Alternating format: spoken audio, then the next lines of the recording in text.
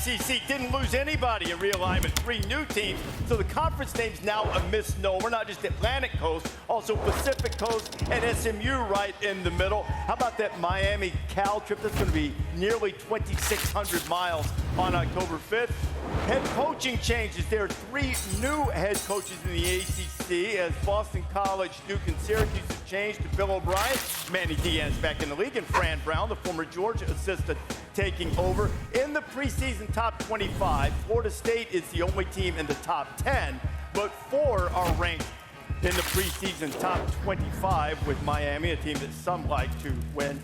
Get there. And Georgia Tech, a team on the rise, and Haynes King among ACC quarterbacks returning to their team had the best QBR, but with Cam Ward, DJ Uiagalelei coming in, that skewed that number a little bit. But you know, among power conference quarterbacks last year, the only guy to account for more touchdowns than Haynes King was Jaden Daniels. He won the Heisman Trophy. So King brings a little bit of a swagger to the Georgia Tech offense. As you've looked at the ACC in the preseason, how do you break this down to start? Well, I actually see 3 teams that, at least on paper, Florida State, Clemson, and Miami, probably have a little more talent from top to bottom. They all have somebody at the quarterback position who can execute and play, whether they're transfers or whether they were there and played last year. I think each one of them have a little bit of a challenge. You know, Clemson didn't play in critical times in the games and lost some close games last year. You know, Florida State, I got 1,000. I just want Kirk to know I got 1,000 phone calls when we got in the playoffs.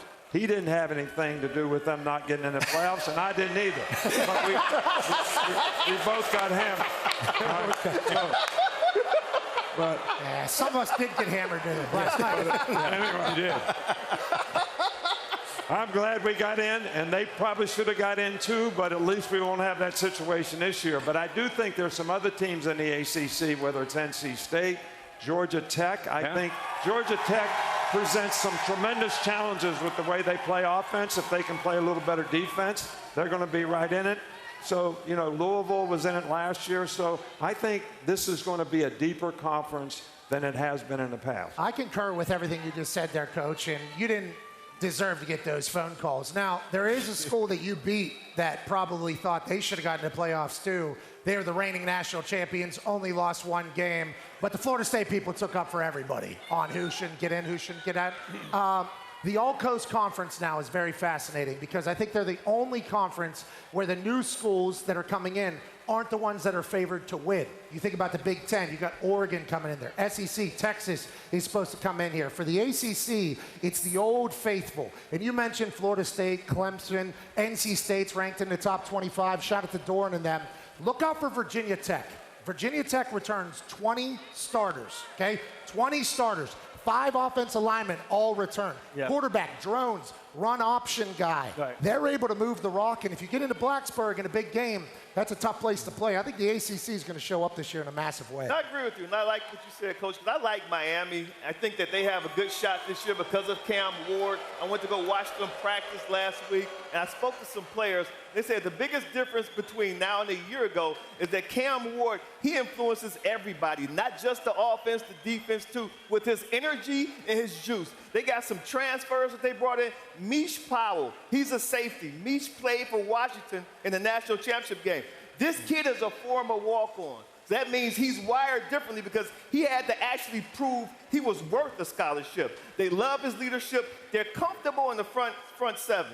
But that back end, they need to get that end tightened a little bit. They think Mish Powell will help their secondary. Who do you look at as a sleeper?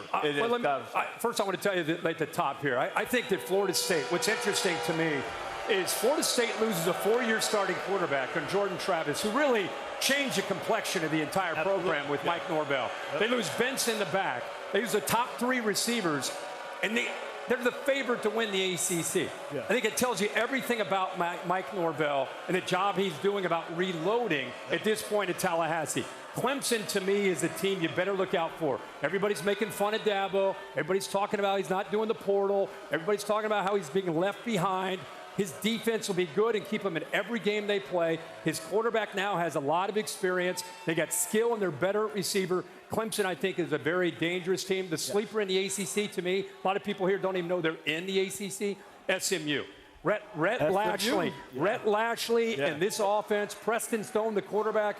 If you didn't know they're in the ACC, you better pay attention because they'll outscore people in this conference. You know what? I would get Steven here. The one thing, they're going to have to play better. They play power Better conference, defense. but better offense. Because they 3. played power conference teams last year and averaged 14 points a game. Yeah. They couldn't score against teams like they they're got going to be playing. 20 guys back, and a quarterback, I think, gives them a shot. Yeah, we'll see. Stone's healthy. Who do you like, Sleeper? Nobody's saying NC State. They've got great. I was just going to bring up NC State loves this. Yeah, they love this. Yeah. But going back to Coach's point about the 3 teams in their own tier, I agree with that. The best thing about that with Miami, Florida State, and Clemson, they're going to get tested early. Yeah. Miami's going to Florida. Clemson's got Georgia, and Florida State's got to come here to play a conference game. We're going to know a lot about those teams right off the jump, and that's what sets up for a great situation. I love that. Exactly. My sleeper, though, is Georgia Tech. I really do believe I like that.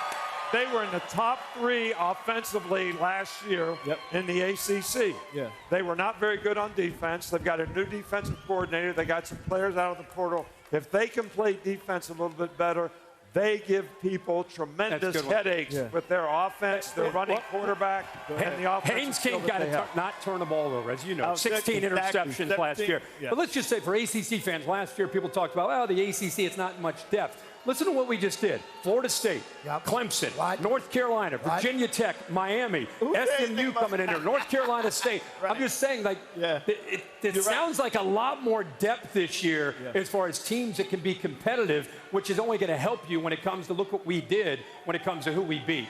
How